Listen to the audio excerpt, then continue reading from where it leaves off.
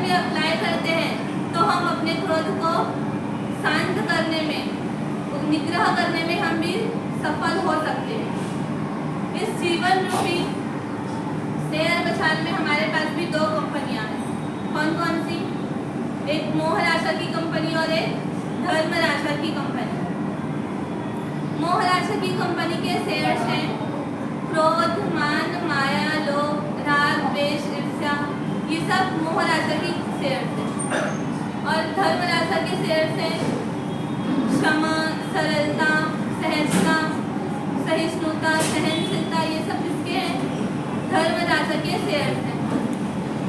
अगर आप अपने जीवन के शेयर बाजार में एक सफल व्यापारी बनना चाहते हो तो आप मोह राशि की कंपनी के शेयर कभी नहीं खरीदोगे, क्योंकि मोह राशि की कंपनी कैसी है? डूबने वाली है। जब कभी भी हमारे ईगो को ठेस पहुंचता है, कोई हमारी बातों को मान्य नहीं करते, हमारी बातों की सुनवाई नहीं होती है, तब हम क्या करते हैं? उस पर बरस पड़ते हैं। मतलब हम क्या करते हैं? मोह राशि की कंपनी से क्रोध का शेयर खरीद लेते हैं। हमको लगता है कि हमारे क्रोध करने से अगला इंसान हमारे अनुकूल बन जाएगा, लेकिन मोह राशि पहले से ही क्या कहता है कि मैं अपनी कंपनी में अपने ग्राहक को ये नहीं बोलता, ये सलाह नहीं देता कि मेरे जो कंपनी के शेयर्स खरीदते हैं वो हमेशा सफल ही होते हैं। तुम जिस कारण से मेरा शेयर खरीद रहे हो वो कारण तुम्हारा सक्सेस होगा, ये गारंटी कभी भी मोह राशि नहीं देते। मोह राशि तो अपना शेयर बेच कर क्या खुश हो जाते हैं, वो तो खुद उससे मुक्त होना चाहते हैं और दूसरों को बोलते हैं, दूसरों को उसमें फंसाना चाहते हैं। लेकिन अगर मोह राशि की कंपनी के शेयर्स खरीदने के बजाय अगर आप धर्म राशि की कंपनी के शेयर्स खरीदते हो, मतलब क्षमा का शेयर्स खरीदते हो, तो आप क्या करोगे?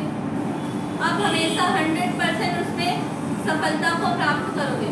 धर्म राशि अपने कंपनी के ग्राहक को मुआवजा देने के लिए अपने कार्य में प्रतिबद्ध है, क्योंकि धर्म राशि की कंपनी कैसी है?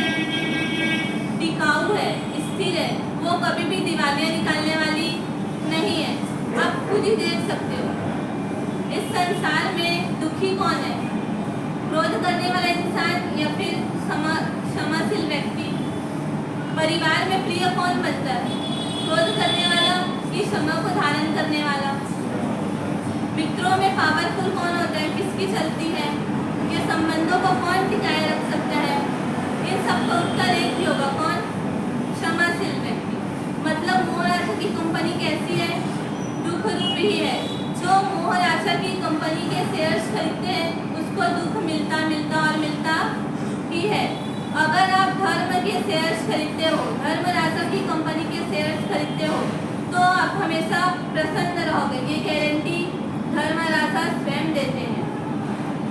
तो आपको डिसाइड खुद को करना है कि आपको क्या करना चाहिए। दूसरा सिद्धांत कौन सा है? मंदी के समय में वह अधिक भाव वाले शेयर्स नहीं खरीदता, लेकिन मोह राशि क्या करता है? मोह राशि अपने ग्राहकों को मंदी के समय में अधिक भाव पर शेयर्स बेचता है। और हम कैसे हैं? हम खरीद भी लेते हैं। कैसे खरीदते हैं?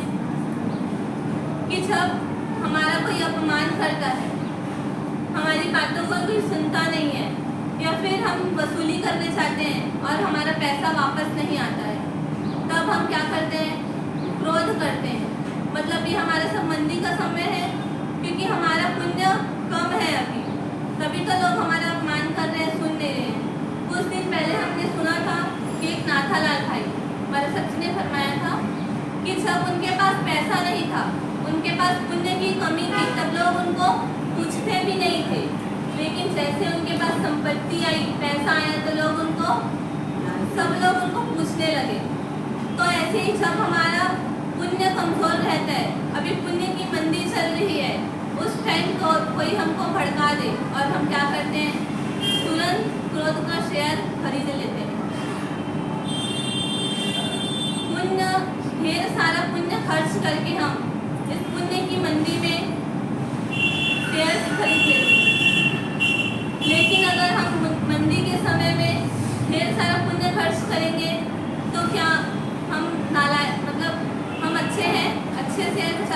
अच्छे व्यापारी की गिनती में आएंगे?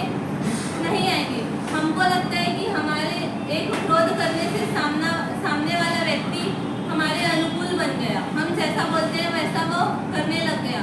आपको लगता है कि आपका बच्चा सिर्फ आपके गुस्सा करने से वो पढ़ाई करता है या फिर आपके बोलने से नहीं समझता, आप उस पर क्रोध करते हो तभी वह आपकी बातों को मानता है। लेकिन ये आपकी गलत फहमी है, क्योंकि आपका पुण्य है अभी तो वो बच्चा आपका सुन रहा है। जिस दिन आपका पुण्य खत्म हो जाएगा वो बच्चा भी आपका नहीं सुनेगा, आपको मुंह तोड़ जवाब देगा। तो ज्ञानी भगवंत कहते हैं कि आप अपनी एक छोटी सी बात को मनवाने के लिए क्या करते हो, अपना ढेर सारा पुण्य खर्चा कर देते हो, है ना।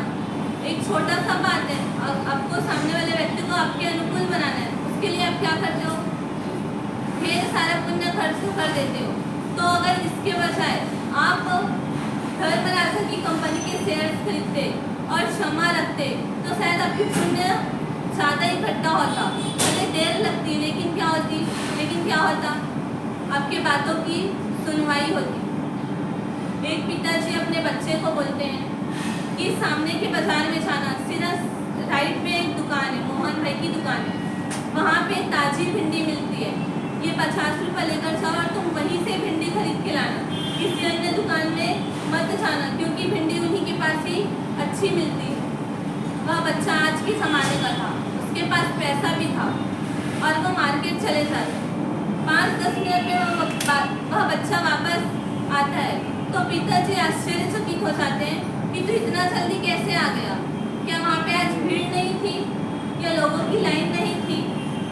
तो वो बच्चा कहता है लाइन तो थी पर मैंने एक ट्रिक अपनाई, मैं सीधा मोहन भाई के पास गया और अपनी 500 की नोट दे दिया। वो मोहन भाई सबको ओवरटेक करते हुए सिर्फ मुझे ही भिंडी दे दिए। इसको क्या बोलोगे आप लोग? मूर्ख ही कहेंगे ना कि सिर्फ आधा किलो भिंडी लेने के लिए 50 रुपये का भिंडी लेने के लिए वो इंसान 500 रुपये भी दे देता है। तो ऐसे ही ज्ञानी भगवंत हमें भी मूर्ख कह रहे हैं कि हम छोटी छोटी बातों के लिए इतना सारा पुण्य खर्च कर देते हैं।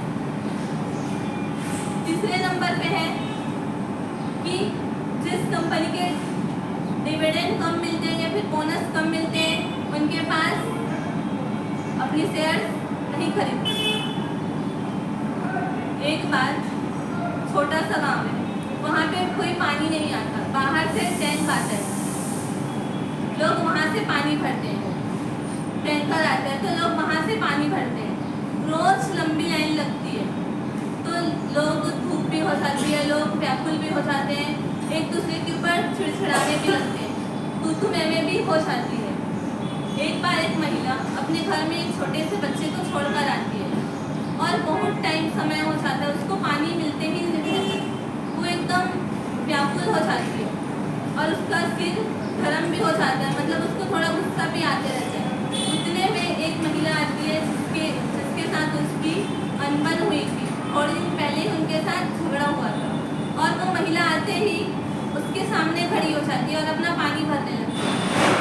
उसको देखकर उस महिला का और दिमाग ज़्यादा खराब हो जाता है। वो एकदम जिस प्रकार जमशेदपुर की भट्टी में आग कैसे भभकती है, वैसे ही उस महिला के अंदर क्रोध इतना ज़्यादा उमड़ गया था कि वो अपने आप को काबू में नहीं रख पा रही थी, अपने आप को कंट्रोल नहीं कर पा रही थी। दोनों की तो तेज लड़ाई होने लगी, एक दूसरे को इतना ज़्यादा बोलने लगे, वो लोग हाथापाई की भी समय आ गया था। तो जो आसपास में और लोग खड़े थे वो उन दोनों को समझाते हैं और रोकते हैं, लेकिन वो रुक तो जाती है, लेकिन उसके मन में अभी भी क्रोध का भंडार था भरा हुआ है। वह अपने आप को शांत नहीं कर पाती। वह जैसे तैसे अपने घर पहुंचती है। जैसे ही वह घर पहुंचती तो वह देखती है कि मेरा बच्चा रो रहा है, उसको अपने सीने से लिपटा लेती है और दूध पिलाती है।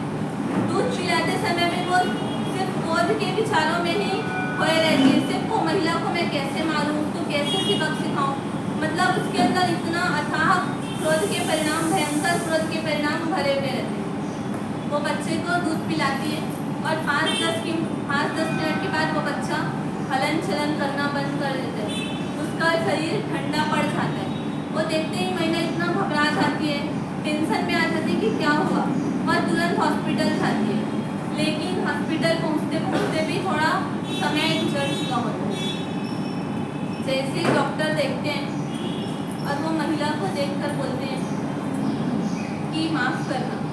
उनके इस 2 शब्दों को सुनकर वो महिला की क्या स्थिति होती है, वो इतना रोने लगती है। लेकिन रोते रोते एक बात पूछती है कि ऐसा क्या हुआ। तो डॉक्टर बोलते हैं कि इसके शरीर पर जहर फैल चुका है। जहर? माँ ने बोला जहर कैसे आया, इसको तो मैं सिर्फ दूध ही पिलाई और दूध पिलाने के 5-10 मिनट बाद इसकी हालत ऐसे थी। वो डॉक्टर अनुभवी थे।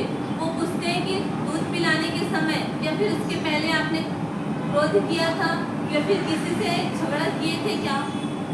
तब वो माँ कहती है कि झगड़ा तो क्या, मैं तो महाभारत करके आई थी, मतलब महाभारत का युद्ध छिड़ा हुआ था। सोचो, एक क्रोध के कारण अमृत तुल्य दूध भी क्या हो गया, जहर बन गया। एक क्रोध के कारण एक बच्चे की हिंसा हो गई, ये सत्य घटना है। तो सोचो ये क्रोध कितना जहरीला है। सांप अपने मालिक को सांप नहीं बनाता, लेकिन ये जो क्रोध रूपी सांप है वो कैसे करता है, जो भी इसका आश्रय लेता है उसको जहरीला नाग के जैसे बनाकर ही छोड़ता है। तो अब डिसाइड आपको करना है कि आपको अभी भी इस क्रोध का ही सहारा लेना है या फिर क्षमा को धारण करना है। क्या आपको अभी भी मोहराजा की कंपनी से शेयर्स खरीदना है या फिर धर्मराजा की कंपनी का शेयर्स खरीदना है। हाँ, धर्मराजा का शेयर्स खरीदना है ना। तो अब हमको क्या करना है, आज ये 3 चीज़ों का बार बार रिवाइज करना। अब मन में सिर्फ यही सोचना कि जिस प्रकार शेयर बाजार का व्यक्ति अपने व्यापार को अच्छे से चलाने के लिए इन 3 चीज़ों को इम्पोर्टेंट देता है और वो क्या करते हैं, अच्छी चीज़ों को ही लेता है। तो मुझे भी सिर्फ अच्छी चीज़ों को ही ग्रहण करना है। ये मानव भोग मुझे क्रोध करने के लिए नहीं मिला है, बल्कि पुण्य एकत्रित करने के मिला, अपने पापों को काटने के लिए मिला है। तो मुझे भी क्या करना है, धर्म करना है और क्रोध को निग्रह करना है, क्रोध को अपने मुट्ठी में लाना है। तो ऐसा प्रयत्न आप भी करें, हम भी करें।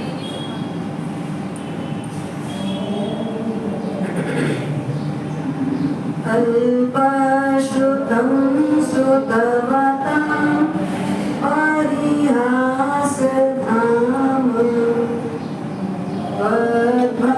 त्वद्भक्तिरेव मुखरि कुरुते बलान् माम् किलमदो मधुरं विरोति तच्चारुचामृतलिका निकरे कहेतु।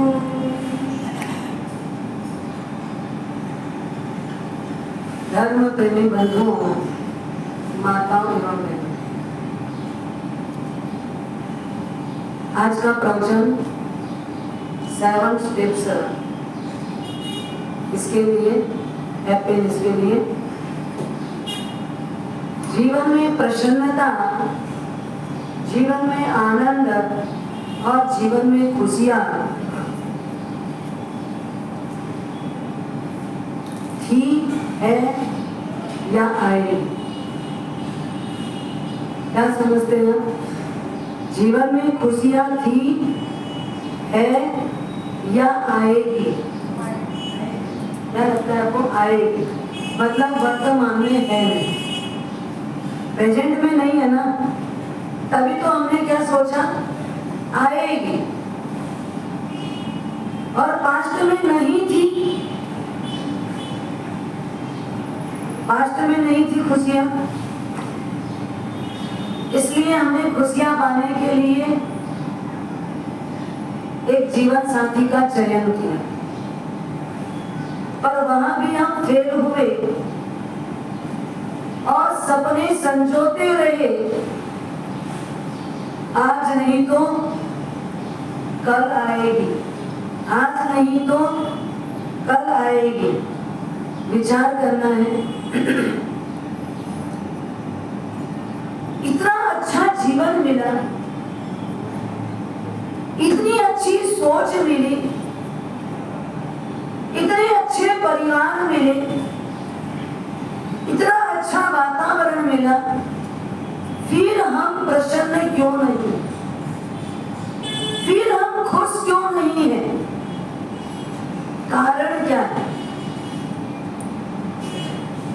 बहुत छोटे छोटे कारण हैं हमारी खुशी को तहस नहस करने वाले।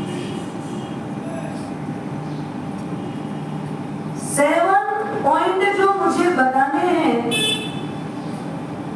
वो लगभग आपके संसार में जो प्रॉब्लम क्रिएट हो रही है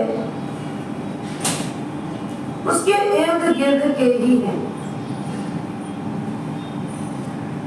सबसे बड़ा घर के अंदर प्रॉब्लम किसके बीच है? पति और पत्नी के बीच या सास बहू के बीच। दो ही जगह सास बहू के बीच होता है तो पति पत्नी सीधे अलग हो जाते, लेकिन वहां भी होता है तो कहां जाए? वहां भी होगा तो कहां जाए? इसके लिए कई बार ऐसा लगता है क्या हमारा एजुकेशन हाई तो बहुत हुआ लेकिन काम कुछ नहीं आ रहा। एजुकेशन हमारा हाई है, अनेक जगह हमारी प्रतिष्ठा भी हाई है, हमारा बिजनेस भी हाई है, सब कुछ हाई है, उसके साथ में टेम्परेचर भी, डिप्रेशन भी, हाँ वो भी हाई है। अब तक हम लगे हुए हैं बाहर अपनी इज्जत, प्रतिष्ठा, आबरू बनाने के लिए, लेकिन जैसे ही घर में एंट्री करनी हो पहले पसीना छूट जाता है, धड़कन तेज हो जाती है, एंट्री करूंगा और वातावरण क्या सर्जित होगा पता नहीं। बाहर जो मुखौटा था, मुखौटा कितनी देर लगाओ, कोई भी चीज बनाओगी कितनी चलेगी, और ओरिजिनलिटी आपकी कहाँ रहेगी? घर में या बाहर में? कहाँ रहेगी? ओरिजिनल रूप में आप घर में रहोगे या बाहर रहोगे? ओरिजिनल जो आपका रूप है वो घर में है। आप बाहर तो मात्र और मात्र दिखावटी जीते हो, आपके चेहरे में इतनी खुशी बाहर दिखाई देती है, पर घर में आओ और जब तक घर से निकलो नहीं तब तक वो खुशी गायब हो जाती है। क्यों? क्या कारण? पति और पत्नी का आपस में विचारों का तालमेल नहीं, विचारों का तालमेल नहीं है। संस्कार तो उस लड़की को भी माँ बाप ने देने में कोई कमी नहीं रखी, तो संस्कार उस लड़के को देने में माँ बाप ने कमी नहीं रखी। दोनों के माँ बाप दोनों को संस्कार अच्छा दिए, लेकिन समय कम दिए। प्रॉब्लम कहाँ थी? संस्कार दिए लेकिन समय जितना चाहिए उतना नहीं दिए। इसलिए जो चीज पारिवारिक सामंजस्य की आनी थी वो चीज बाहरी वातावरण की ज्यादा। हर एक लड़की जब शादी होके घर आती है, शादी होके ससुराल पहुंचती है, उसके मंसूबे कितने रहते हैं, उसकी इच्छाएं कितनी रहती है, उसके सपने कितने रहते हैं। सप्ताह घूमने जाऊंगी, हर वीक में एक पार्टी अटेंड करूंगी, हर वीक में एक बार होटल जरूर जाऊंगी, हर महीने एक जगह घूमने जाना है, पर डे शॉपिंग के लिए जाना है। ऐसे बहुत सारे ख्वाब मानसिकता के तौर पे वो संजो के भूल जाती है। मैं शादी होके जाऊंगी तो मेरी जवाबदारी क्या हो, मैं किसी कर्तव्य का निर्वहन करने जा रही हूँ, वहां मेरी भूमिका क्या होनी चाहिए। एक अविवाहित और एक विवाहित जीवन, दोनों में अंतर क्या है। अविवाहित व्यक्ति के पास जवाबदारियां नहीं बन रहे और विवाह के बाद वो जवाबदारियों से बंधा हुआ है। जवाबदारी कर्तव्य है और पूर्ण करना भी चाहिए, पूर्ण करोगे तो प्रसन्न रहो। पर हम सोचे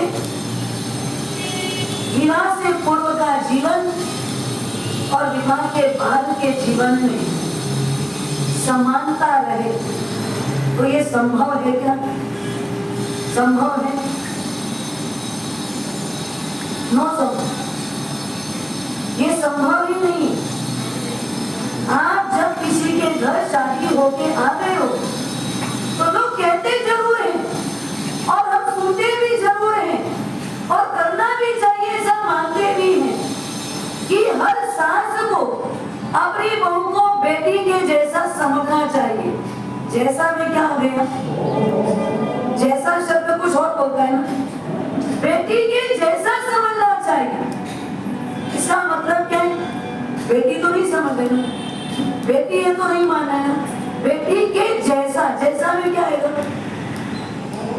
जैसा बेटी को प्रेम देते हो वैसा प्रेम देना चाहिए, जैसा बेटी के साथ व्यवहार करते हो वैसा व्यवहार करना चाहिए। और उस बेटी को भी तो माँ बाप कुछ बोल के भेजते, क्या बोल के भेजते, क्या बोल के भेजो? बेटियों की शादियां की है, बेटियों की शादी की है कि नहीं की है? ये बॉम्बे में ऐसा परिवार है, 60 साल के रिकॉर्ड में एक भी बेटी की शादी नहीं की उन्होंने। आपका ऐसा कोई रिकॉर्ड है? हाँ, बॉम्बे का ही घाटकोपर में रहने वाला भोगा परिवार, जिनके यहाँ पिछले 60 साल में एक भी बेटी की शादी नहीं हुई, सबने दीक्षा ली। बेटी नहीं हुई ऐसा मत मान, बेटी हुई लेकिन सबने शादी नहीं करके दीक्षा ली। ये रिकॉर्ड है उस परिवार का। पूनमिया, अरे बहुत परिवार है वो, पूनमिया परिवार। देखो गिनती करते लोग, ऐसा भी परिवार है। कभी आपको लगता है ऐसा ही मेरा भी परिवार हो, कभी तो मेरा भी कोई रिकॉर्ड बने, शासन के इतिहास के पन्नों में मेरा भी कहीं नामांकन होवे। पर आपने तो बेटियों की शादी की है, तो बेटियों को शादी के समय नसीहत क्या देके भेजते हो? उस घर को ही अपना घर मानना। ये घर तेरा था, लेकिन अब वास्तविक घर तेरा कौन सा है? वही तेरा असली घर है। और उस घर के परिवार के हर सदस्य को, ससुर को पिता के तुल्य, सासू को माँ के जैसा, ननद को देवर को अपने छोटे भाई बहन के जैसे, जेठ को अपने बड़े भाई की तरह संभालना, रखना और उनके साथ वैसा मीठा व्यवहार करना। ये माता पिता की सीख होनी चाहिए और शायद आप लोगों ने दी भी हो, नहीं दी हो तो ऐसी सीख दिया करो। और यही सीख आपको शांति में रखेगी और वो भी प्रसन्न रहेगी। दोनों घर में समरसता बनी रहेगी अगर आपने बेटी को नसीहत बराबर पूरी जिंदगी परेशान रहेगा, पूरी जिंदगी पीड़ित रहोगे। और अगर आपने आने वाली लड़की को प्रेम संपादन नहीं किया तो भी पीड़ित रहोगे। ताली कितने हाथ से बसती है? तो छुट्टी ले रहा हूं तो एक हाथ का ताली हो तो दो हाथ का गाना। छुट्टी लेने में तो अहंकार है। एक चुटकी में मैं सबको साफ कर सकती हूँ, एक चुटकी में मैं सासू को अलग कर सकती हूँ, एक चुटकी में मैं ससुर को वृद्धाश्रम भेज सकती हूँ, एक चुटकी में मैं अभी घर अलग बसा सकती हूँ। तो ये चुटकी का अभिमान है, अहंकार है। पर ताली में ताल है, ताली में मेल है, ताली में प्रेम है, ताली में सम्मान है। तो ताली दो हाथ से बजती है। दो हाथ कौन से चाहिए? इधर पति हो इधर पत्नी हो। दो हाथ से बजने वाली ताली मीठी होती। कोई भी व्यक्ति अच्छा काम करता है, आप क्या करते हो? ताली बजाते हो। कोई भी अच्छे काम को आप बढ़ाने के लिए ताली का प्रयोग करते हो, दो हाथ का प्रयोग करते हो। और जब दो हाथ का प्रयोग करते हो तो अगले को बहुत प्रसन्नता मिलती है, उसको भी बड़ा गौरव होता है, उसे भी बड़ा गर्व फील होता है। इसी भांति आपको समझना क्या है? हमारा आपस का जीवन ताली वाला। कैसा जीवन है? ताली वाला जीवन। पति और पत्नी खास करके, सास और बहू खास करके, जो भी संबंध है, दो संबंध है तभी वो संबंध है। दो व्यक्तियों के बीच जब बात को बैठानी है उसको बोलते संबंध। एक में अकेले में कोई संबंध नहीं। संबंध शब्द का मतलब है क्या? दो का समान रूप से बंधना, उसको बोलते संबंध। अच्छे से बंधन, उसको बोलते संबंध। कभी भी खामी मत देखो, खूबी देखो। क्या करना? पहला टिप्स, खामी नहीं देखना, खूबी देखना। हम आज दिन करते हैं क्या? हमको खामी दिखती है, खूबियां दिखती है। खूबी दिखती है क्या? आप अपनी पूरी जिंदगी में देखना, एक छोटे से छोटा, अगर अभी आप घर से आए होंगे, अगर आपका घर थोड़े दूर होगा, आप गाड़ी लेके यहाँ नहीं आ सकते क्योंकि यहाँ पार्किंग की व्यवस्था थोड़ी कमजोर है, नहीं बताइए। तो आप अगर किसी टैक्सी में बैठे हैं तो टैक्सी से उतर करके आपने उस ड्राइवर की खूबी देखी, खूबी देख करके उसको आपने धन्यवाद दिया, थैंक यू बोला कि भाई तूने बहुत सही सलामत पहुंचा, बहुत अच्छे से पहुंचा दिया। इतनी भीड़ वाली जगह, इतना भीड़ वाला एरिया, और वहां पर तूने समय से मुझे सुरक्षित पहुंचाया, थैंक यू भैया। क्योंकि अगर तू सुरक्षित नहीं पहुंचाता तो मेरे पीछे, मेरे परिवार में मेरे 6 लोग हैं, उनकी हालत बिगड़ जाती। इतना बोलते ही साथ टैक्सी वाला ड्राइवर रोका, बाहर निकला, खड़ा हुआ, आपका अभिवादन करेगा और क्या बोलेगा? भैया इतने सालों से गाड़ी चला रहा हूं, लेकिन आज तक मुझे किसी ने इतनी बड़ी बात नहीं बोली। आज मुझे समझ में आया, मैं अगर टैक्सी चला रहा हूँ, आपको यहाँ से वहाँ आपके गंतव्य तक पहुँचाता हूँ, तो निश्चित तौर पर इतने सारे परिवार की जवाबदारी मेरे कंधे पर है। मैं कितने परिवार की जवाबदारी का निर्वहन कर रहा हूँ।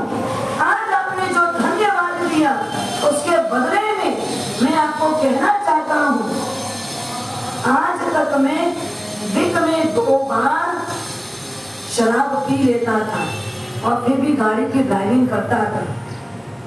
कभी प्रॉब्लम तो क्रिएट हो सकती है, उसमें कभी कभी होश ना भी हो और किसी की जिंदगी बर्बाद हो जाए। आज आपके धन्यवाद ने मेरी आंख खोल दी।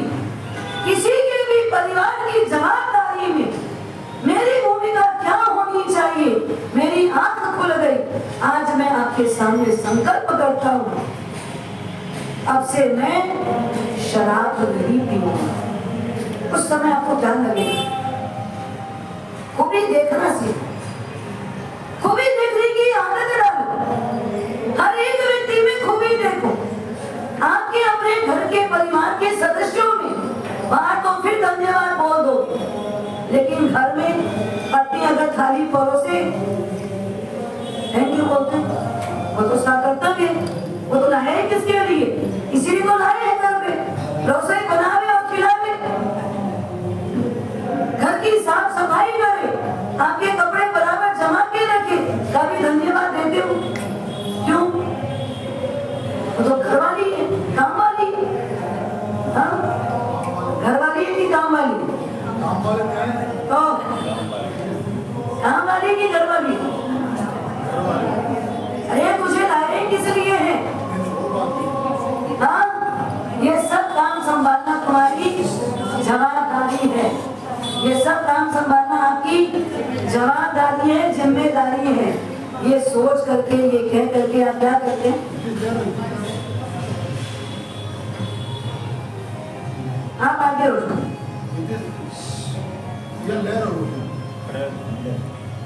उधर ही बैठा तुम्हारे।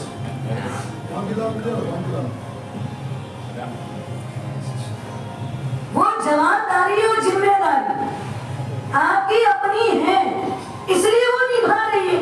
उसमें थैंक यू क्या बोलना है? उसमें थैंक यू क्या देना है? उसमें थैंक यू की बात ही क्या है? और आपको लगा हर एक परिस्थिति में भी उसने ये जवाबदारी बखूबी निभाई है। आपको लगता है कि वो क्या लेके आई, और वो क्या छोड़ के कभी सोचा? क्या लेकर के आई आप देखते हो, पर क्या क्या छोड़ के आई है ये कभी आपने देखा? 20 साल, 25 साल, 27 साल जिस माँ बाप के घर पे रही, वो क्या नहीं छोड़ के आई? सबको छोड़ के आई ना के। खूबी देखो, अगर कमियां देखोगे तो घर तहस तहस हो जाएगा, महाभारत ही बनेगा। एक एजुकेटेड पति और पत्नी, पता नहीं, दोनों थके हारे आते थे, दोनों बाहर कमाने जाते थे, दोनों के पास जॉब था, इस कारण थक जाते थे, और जब घर आते तो क्या होता? दोनों के बीच आपस में हर छोटी छोटी बात में कहासुनी हो जाए। एजुकेटेड, आखिर एक दिन दोनों ने मिलकर के सामंजस्य बैठाया, समाधान खोजा। इसे मोल लड़ाई झगड़ा करते हैं, रात की नींद हराम होती है। थोड़ी देर का मिलन होता है, वो मिलन भी मिलन जैसा नहीं होता। तेरी लाइफ मेरी लाइफ दोनों अलग अलग बिजनेस में हैं, और थोड़ी देर के लिए मिले रात में तो फिर सो जाते। ये 2 घंटे में इतनी कहासुनी क्यों? क्या किया जाए? समाधान अपने को ही खोजना है, झगड़ा अपने बीच में। दोनों ने मिलकर समाधान खोजा। अपन दोनों की डायरी रखेंगे, तुझे अगर मेरी कमी दिखे तो नोट करना, मुझे तेरी कमी दिखे तो मैं नोट करूंगा, पर ये कमी रोज बोलेंगे नहीं, लिख के रखेंगे। और वर्ष के अंतिम दिन 31 दिसंबर को डायरी खोल के एक दूसरे की कमी बताएंगे और उसका सॉल्यूशन निकालेंगे, और दोबारा वो गलती रिपीट ना हो इसका संकल्प करेंगे। ठीक है? दोनों ने एक डायरी ले ली। अब डायरी में लिखना चालू हुआ। 1 साल बीता। 31 दिसंबर के दिन डायरी ओपन हुई। पत्नी ने पहले डायरी खोली तो पत्नी की डायरी में था, उस दिन मेरा बर्थडे था, मैंने कहा था मुझे वहां घूमने जाना है, आप लेके गए। उस दिन ये समय था, मेरा मन बहुत था वो पिक्चर देखने का, आप मुझे लेके गए नहीं। मैंने आपको कहा था मार्केट जाके आई हूँ, ये अभी कपड़ा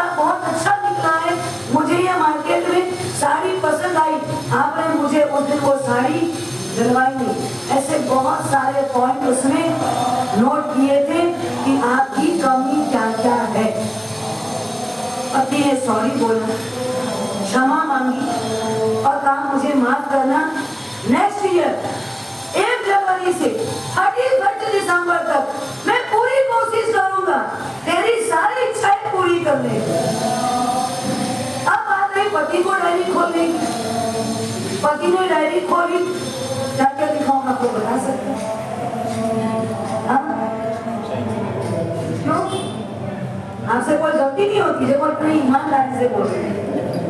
ये ईमानदारी से बोल रहे हैं, उसने कुछ भी नहीं लिखा होगा, क्योंकि इनको ऐसा राइट है शायद कि हम कोई गलती करते हैं।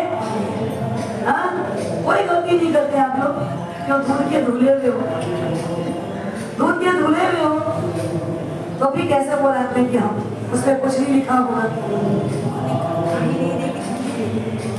अरे वो पुरुष है, उसमें पौरुषत्व है, उसके पास पौरुषत्व है। जैसे ही उसने डायरी खोली, पति ने 1 पन्ना, 2 पन्ना, 3 पन्ना, 4 पन्ना, सारे पन्ने पलटाए, लेकिन एक भी पन्ने में कुछ भी नहीं लिखा। आखिरी पन्ने में 3 लाइन लिखी है, कमियां तो मुझे दिखी थी, लेकिन उससे ज्यादा तुझने खूबियां देखी। गलतियां तो तुझसे हुई है, लेकिन उससे ज्यादा तूने काम किया है। पॉइंट तो मेरे पास भी बहुत थे लिखने को, लेकिन अच्छी चीजें इतनी दिखाई दी कि मैं गलतियां क्या दी। पति की डायरी देख करके आपको क्या लगा? क्या लगा? शिकायत। हमारे साधु जीवन में तो सूत्र दिया गया है, 2 सूत्र है, no demand no complain. No demand no complain, ना इच्छाएं रखो और ना इच्छा पूरी नहीं हुई इसका कंप्लेन करो। ना इच्छा होगी और ना कंप्लेन होगा। होगा क्या? होगा इच्छा ही नहीं तो कंप्लेन क्या है? जब इच्छा का क्या है, वही तो दीक्षा है। इच्छा नहीं है, उसी का नाम दीक्षा है। तो खामी नहीं देखना, क्या करना? खूबी देखना, खामी कभी नहीं देखना, खूबी देखना। दूसरी बात है, आसक्ति नहीं, आत्मीयता बढ़ा। सांसारिक जीवन में आसक्ति नहीं चाहिए। संसार जी रहे हो पर आत्मीयता होनी चाहिए। आत्मीयता में हृदय एक होता है। आत्मीयता में एक दूसरे के मन को समझा जाता है, और जब मन को समझा नहीं जाता वहां क्या हाल होता है? मैं आपको एक बात बताऊं। एक व्यक्ति डॉक्टर के पास गया, डॉक्टर साहब मेरे 3 दांत टूट गए हैं, दांत नए बनाने पड़ेंगे। डॉक्टर साहब ने देखा, ऐसा क्या खाया जो दांत टूट गया? पत्थर जैसा लड्डू खाया। तो क्यों खाया? नहीं खाना था। अरे नहीं खाता तो पूरे 32 टूट जाते। समझ में आपको बात? अगर नहीं खाता तो बात गले के नीचे उतर गया। क्या हाल होता है? आसक्ति, मैं ही सब जगह, मेरा ही सब, मैं ही सर्वस्व। जब हम ये मान लेते हैं तो हमारी आत्मीयता भंग हो जाए, और जब आत्मीयता भंग होती है तो वहां पर संबंध की दीवारें ढह जाती, संबंध की दीवारें तहस नहस हो जाती है। आसक्ति नहीं चाहिए। प्रेम निश्चल होता है, प्रेम में कोई स्वार्थ नहीं होता है, प्रेम में कोई बदबू नहीं आती है।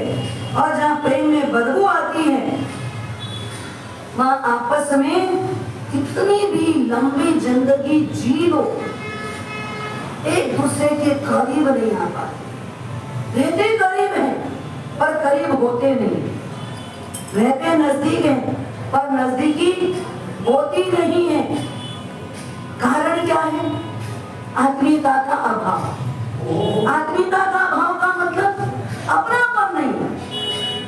जो एक अपनापन चाहिए वो अपनापन नहीं है। हर रिश्ते पर नाच करना, जो रिश्ता कल था उतना ही उसको आज निभाना। रिश्ता वो नहीं जो गम और खुशी में साथ दे। रिश्ता वो है जो हर पल अपनेपन का एहसास दे। अपनेपन का एहसास होना चाहिए। गम आ जाए तो गम में, खुशी आ जाए तो खुशी में, मात्र इतना ही साथ पूरे समय एक अपनेपन का एहसास चाहिए। अपनापन नहीं लगता, घर जाए तो भी क्या लगता है? वहां पे तो आज के जमाने में लोग घर पे रहते ही कैसे? सच बताना, कैसे रहते हो? 4 रूम हैं, सब अपने अपने रूम। जैसे कि एक टावर होता है ना, उस टावर में एक फ्लोर में 4 मकान होते हैं। 4 मकान में होता क्या है? हर एक फ्लैट का अपना अपना निजी दरवाजा है। वो फ्लैट वाले को उस फ्लैट से मतलब नहीं, इस फ्लैट वाले को इससे मतलब नहीं, इसको उससे मतलब नहीं। चारों फ्लैट वाले अपने अपने में हैं। वैसे ही एक घर में अगर 4 रूम हैं, एक में बेटा है, एक में बेटी है, एक में माता पिता है और एक में गेस्ट है। ठीक है? आपके 4 रूम जो डिवाइड है वो कैसे हैं? एक गेस्ट के लिए है, एक माता पिता के लिए है, एक बेटी के लिए और एक बेटे के लिए। बेटा आया सीधा अपने रूम, बेटी कॉलेज से आई अपने रूम में, माता पिता अपने रूम में, गेस्ट आए उनको भी दे दिया एक रूम।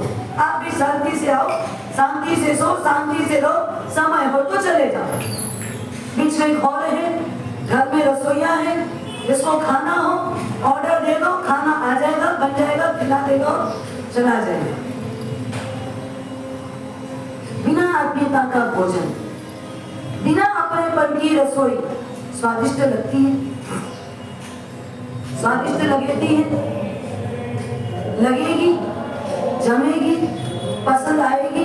कोई आपको खिलाने वाला ना हो, वो रसोईया रोज परोस देता है, सिर्फ बोलता है बस 2 ही रोटी बनाना, पतली पतली, वो भी बिना घी की दे देना। क्या खाओ, कितना खाओ, नहीं खाओ, सांप और रसोईया जाने। ना पत्नी रूम से बाहर आती, ना आप चाहते कि मां के हाथ से खाना है, और इसलिए रसोईया जिमा देता है, आप जीव लेते हैं। शरीर तो चल रहा है पर मन बेचैनी का रूप। क्यों? क्योंकि कोई अपना ही नहीं है। अपनापन हुआ क्या होता था? एक समय होता, आज से 25 साल पहले भी अगर आप देखोगे ना, लोगों का घर होता था, वास्तव में वो घर था, एक घर होता था, एक आध ही रूम होता था, हॉल बड़ा होता था, सब लोग दिन भर हॉल में ही मिलते थे, सब दिन भर कहाँ मिलते थे? हॉल में मिलते थे। दादा दादी हॉल में ही होते थे। जितने बच्चे घर के हो वो सारे बच्चे दादा दादी के इर्द गिर्द घूमते रहते थे। एक हॉल में कितनी ही बार दादा दादी स्वयं भी झाड़ू लगा देते थे, बच्चे उनको हेल्प कर देते थे। घर में आने वाली बहू रानी सफाई करके चली जाती थी, क्योंकि दिन भर बच्चे वहीं खेलते कूदते खाते पीते सब एक ही जगह पर। लेकिन जिस दिन से हमारे घर में सुविधाएं बढ़ी, हम स्टेटस मेंटेन करने के चक्कर में सबको रूम बांट दिए। अब कोई किसी से बोलता नहीं, कोई किसी से बात करता नहीं। पहले घर छोटा था लेकिन दिल बड़ा था, अब घर बड़ा है और दिल छोटा है। अरे क्या पता, जिसको बड़ा करना था वो छोटा हो गया और जिसको छोटा रखना था वो बड़ा हो गया। मैं आपको स्टोरी तो नहीं है, खतरा है। आज भी वो घर में लोग हैं, दादी हमेशा सुबकती रहती, महाराज साहब क्या करूं, पहले घर छोटा था ना, दिन बाहर बच्चे आते जाते करते खेलते कूदते खाते पीते गोद में सो जाते। अब तो गोद में सोने भी कोई नहीं आता। अब गोद में सोने भी कोई नहीं आता। आते हैं क्या? दादियां बताओ। हाँ, एकदम छोटे छोटे बच्चे हो ना, 3 साल 5 साल के 7 साल के, बस तब तक है। आपने 10-12 साल के बच्चों के लिए भी रूम दे दिया है, उसमें सारी फैसिलिटी दे दी है, सारी सुविधा दे दी है, जो करना है सब सुविधाएं अंदर। पिक्चर देख रहा है, होम थिएटर बना दिया, खेल खेलना है उसके लिए भी स्थान बना दिया, स्नान करता है बात भी बना दिया, सब कर दिया। बच्चे को जरूरत ही नहीं है, या तो उसकी माँ दिन भर उसको इतना पैक रखती है कि उसको सांस लेने की भी ताकत नहीं। वो बेचारा थका मांदा थका मारा घर आता है, माँ जल्दी जल्दी उसको खिलाती पिलाती, फिर 15 मिनट रेस्ट करवाती, फिर भेज देती है। कितनी सारी क्लासेस है दादी के पास दादा के पास। अब हमारे बच्चे नहीं होते हैं, 2 साल 2.5 साल 3 साल के बच्चे बस पर्याप्त है। जब स्कूल जाना चालू कर दे, अब तो स्कूल जाने की उम्र भी क्या हो गई, 2 साल के बच्चों को भी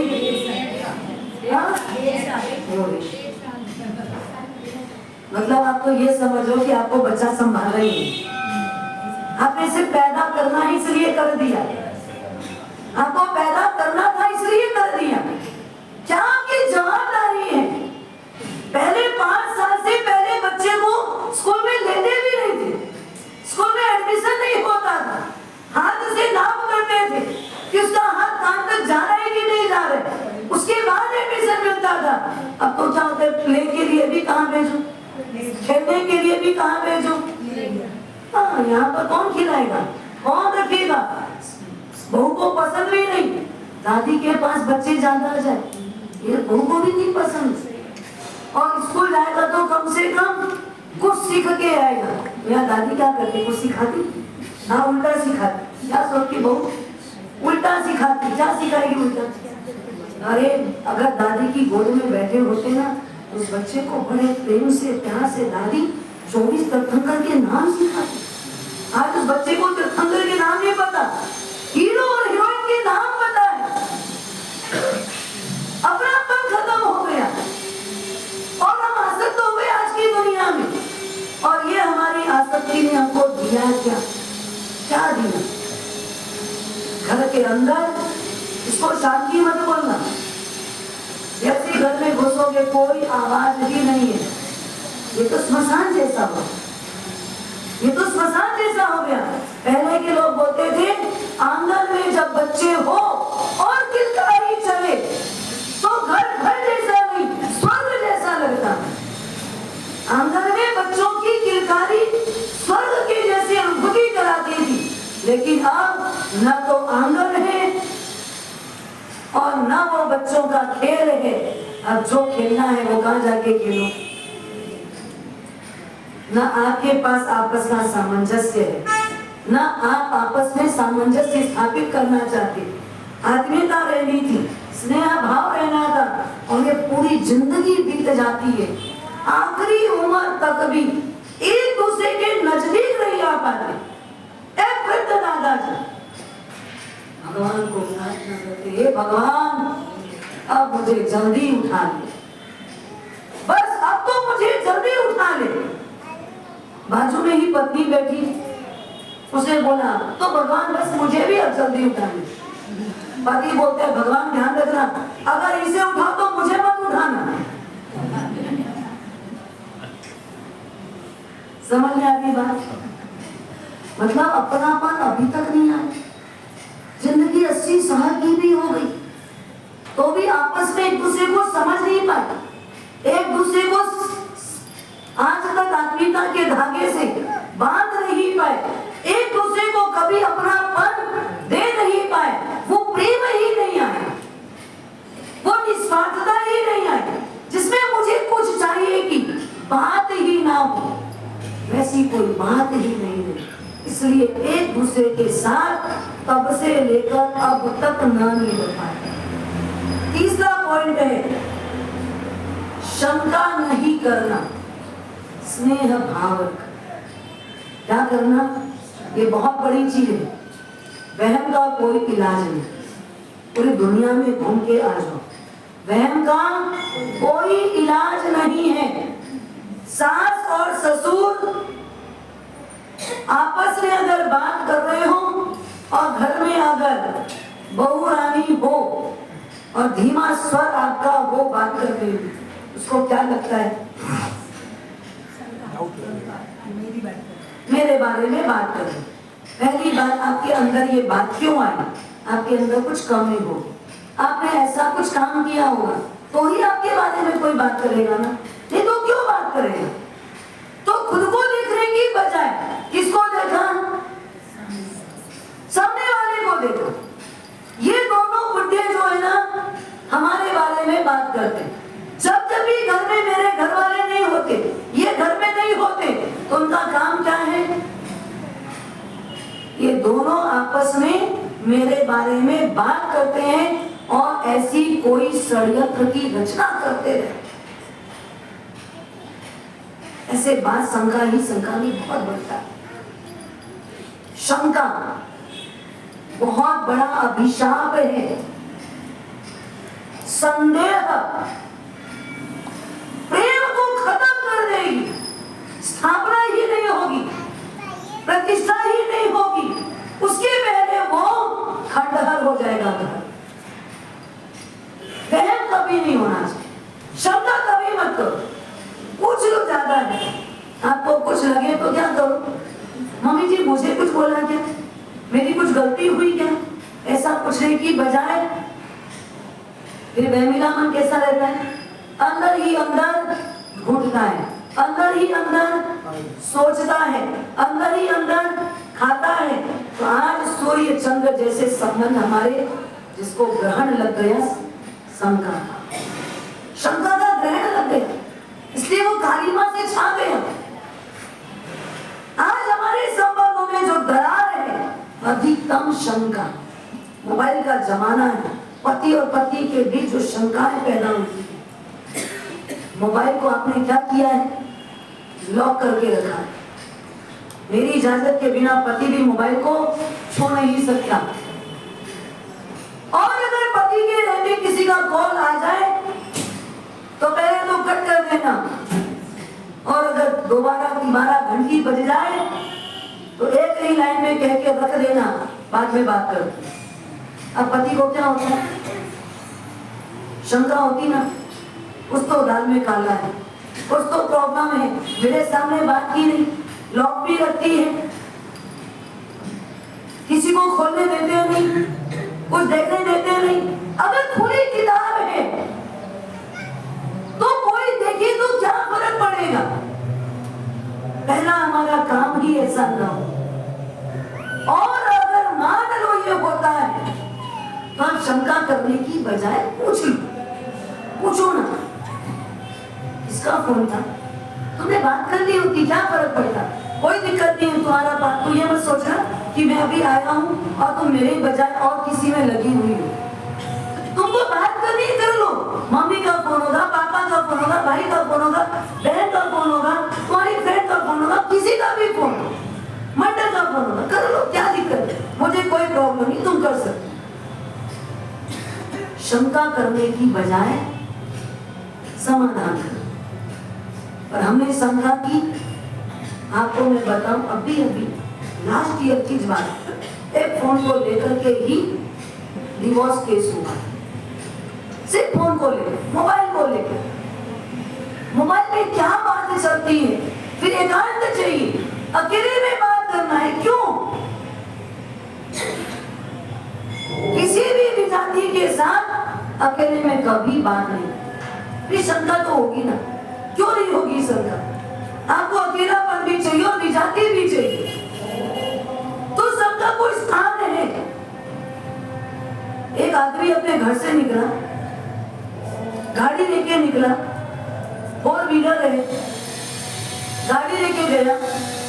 ऑफिस पहुंचने के पहले उसे गाड़ी में कुछ खराबी थी, उसको दिखाना था, इसलिए उसने गाड़ी मैकेनिक के पास खड़ी रखी और जैसे डिक्की खोला, अंदर से पत्नी थी। अंदर से पत्नी निकली। बोले तू गाड़ी की डिक्की में। मुझे बहुत दिन से शंका है आपके ऊपर, किसी न किसी के साथ आपका कुछ लफड़ा है, इसलिए मैंने सीआईडी के लिए गाड़ी की डिक्की में बैठने का था।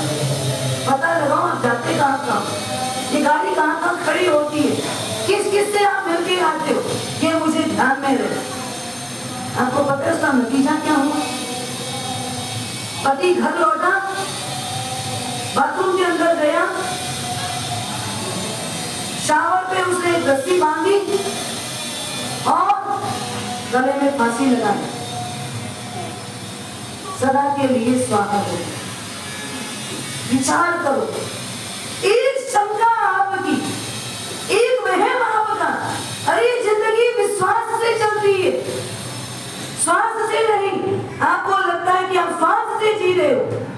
श्वास तो एक मात्र क्या है, ये लौकिक जीवन को मृत्यु पर नहीं ले जाना, लेकिन पल पल आप मर रहे हो।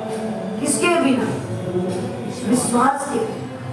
श्वास भले आए और जाए, जिंदा रहना उतना महत्वपूर्ण नहीं है, लेकिन अच्छे मन से जीना यह महत्वपूर्ण है।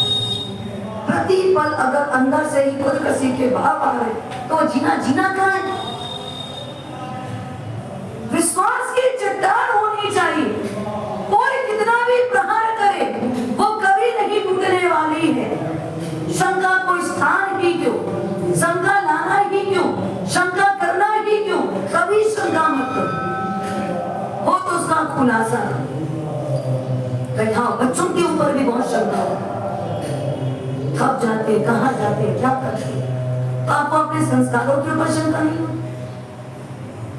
आपको आपके संस्कारों के ऊपर शंका है, आप उन पर शंका करते। इतना प्रेम दो बच्चों को, इतना समय दो बच्चों को, इतना उनको अपने नजदीक बैठाओ। होता क्या है आजकल, बहुत बार हमने बच्चों की जब शिविर देते हैं ना, तो कुछ क्लासें ऐसी होती है जिसमें हम सिर्फ बच्चों से आपस में बातें करते, एक दूसरे को सुनते, क्या आप अपने मन की बात बोले, तो अधिकतम 90% बच्चों के अंदर गिल्टी इस बात की है, घर में रहते हैं लेकिन माँ बाप से दूर रहते हैं, फ्रेंड के घर जाते हैं वहां हमारी नजदीकी ज्यादा होती है। क्यों? घर में रहते हैं तो मम्मी को ब्यूटी पार्लर से, मम्मी को फ्रेंड सर्कल से, मम्मी को किटी पार्टी से, मम्मी को टीवी से, मम्मी को मोबाइल से समय, घर के काम की बात एक भी नहीं बोली उसने। क्या बोला? इन सब से मेरी माँ को टाइम नहीं है। और मेरे पिताजी जो तो बड़ी मुश्किल से घर में 3 घंटा बैठते हैं, सुबह 1 घंटा चाय पीते समय, वो भी कैसे, अखबार हाथ में होता है और पूरा अखबार पढ़ते पढ़ते पढ़ते 1 कप चाय निकल लेते हैं, पर किसी की ओर भी दृष्टिपात नहीं करते। और जब व्यापार से निवृत्त होकर घर आते हैं तो 2 घंटे उनका समय सिर्फ किसमें जाता है, या तो सामने टीवी खुल जाए या मोबाइल हो, आजू बाजू कितने भी बैठ जाओ, किसी को किसी से बात करने की जरूरत नहीं। और तो और मैं आपको बताऊं, हमारे यहाँ अगर कोई आया, पहली बात तो मोबाइल एंट्री ही नहीं होती उपासना में, मोबाइल की एंट्री ही नहीं है मंदिर में। एंट्री है क्या? ना मंदिर में ना उपासना में। लेकिन अगर आप मान लो लेके आए हो, महाराज साहब अगर अभी रमेश जी से बात कर रहे हैं तो रमेश जी से बात करते करते, चर्चा करते करते 6-7 मिनट लग गया। आप वहीं बैठे, बुलाए, कोई दरबार में बैठे, कोई ऐसा नहीं कि मैं उनसे अलग जाके बात करूं, पर मैं उस समय क्या करेंगे, मोबाइल निकालेंगे और क्या करेंगे, आगे पीछे इधर उधर यहाँ वहाँ, किसका क्या समाचार है, किसका क्या पॉइंट है, क्या मिल रहा है, क्या नहीं आया, क्या डाटा खोल रहा है, कुछ भी नहीं है काम। पर उनको लगता है मेरा समय बर्बाद हो रहा है। बड़ा सा बात किससे कर रहे हैं? रमेश जी से, मुझसे बात नहीं कर रहे, इसलिए उनको अपना समय किसमें निर्गमन करना है, अब मना ही नहीं है ना, कोई ऐसी छुप के बात नहीं हो रही है, कोई स्लो पॉइंट में बात नहीं हो रही है, कोई आवाज धीमी नहीं है। और हाँ, चर्चा भी उनका प्रश्न है तो जवाब उनको दिया जा रहा है। आप बैठे हो, सुनो, आपका भी कोई समाधान हो जाएगा। पर आपको क्या लग रहा है, मुझसे कुछ नहीं कह रहे तो मुझे उस समय क्या करना? मोबाइल एक ऐसा साथी है, लगे 10 मिनट से महाराज के पास बैठे, कुछ नहीं बोल रहे, सिर्फ उनसे ही बोल रहे, तो बस अपना समय बोर ना लगे तो क्या करो? आपको बोर लगता है, आपसे ही डायरेक्ट बोले तो आपका काम होता है। और कई बार फिर क्या होता है, महाराज तुमसे बात करे, चलो निकलो यहाँ से। महाराज साहब किसको समय दे रहे हैं? अगले व्यक्ति को तो यहाँ से स्थान हट रहे, भैया कहाँ जा रहे हो?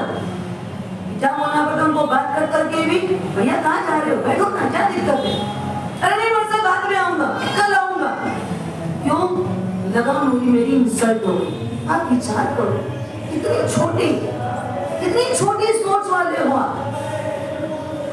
यानी कोई आपस में बात करे उसे सुनना भी नहीं आप। और घर में तो आदत ही क्या बन गई है, बात करना ही नहीं है। क्या अपडेट है? बस मात्र उतने के लिए मोबाइल चलता है। बच्चे हो तो बच्चों के पास तो क्या है, बहुत सारी चीजें, वो इंस्टा जो भी होता है, उनको ये पोस्ट करना है, ये डालना है, उधर से देखना, इधर निकलना है, क्या इनके जीवन में जो भी चलता है मोबाइल का। और 80 साल के बुढ़े व्यक्ति के पास भी मोबाइल चाहिए। कोई किसी से नहीं बोलता, सिर्फ किससे बात करते हैं? फिर आत्मीयता कैसे आएगी? फिर शंकाएं तो पैदा होगी ना, आत्मीयता में नहीं आएगी, शंकाएं पैदा होगी। 5वां पॉइंट है, खास करके हमारे गुरु महाराज कहते थे, पति और पत्नी के बीच के संबंध में। तीसरा पॉइंट था, शंका नहीं करना, स्नेह रखना। और चौथा पॉइंट है, लाना नहीं आना। क्या बोलना? लाना नहीं आना। हमारे गुरु महाराज कहते थे, हमेशा कहते थे, और एक बहनों को कहते थे, खास करके स्त्री जात को कहते, आते जाते और खाते, कुछ भी ज्यादा बोलना नहीं। आते जाते और खाते, जैसे घर पे आए तो रिकॉर्ड चालू नहीं करना। हाँ, घर से निकल रहे हैं तब ध्यान रखना, ये लेके आना, ये लेके आना, ये लेके आना, ऐसी बातें जाते जाते तक नहीं बोलना। और जब खाने बैठे हो तो घर में क्या क्या रामायण मची थी, क्या क्या महाभारत हुआ, कौन मेरे साथ क्या किया, और अब मैं क्या करने वाली हूँ, बस मैंने सूटकेस जोड़ लिया है और आप जाओ उसके पीछे, मैं भी जाने वाली हूँ। इस प्रकार की कोई भी बात आते जाते और खाते, ये 3 समय में कभी भी नहीं करना। ये 3 समय कभी नहीं बोलना। लाओ जो गुजराती में इसको क्या है? हाँ लाओ जो, ए लाओ जो, ए लाओ जो, आऊ लाओ जो।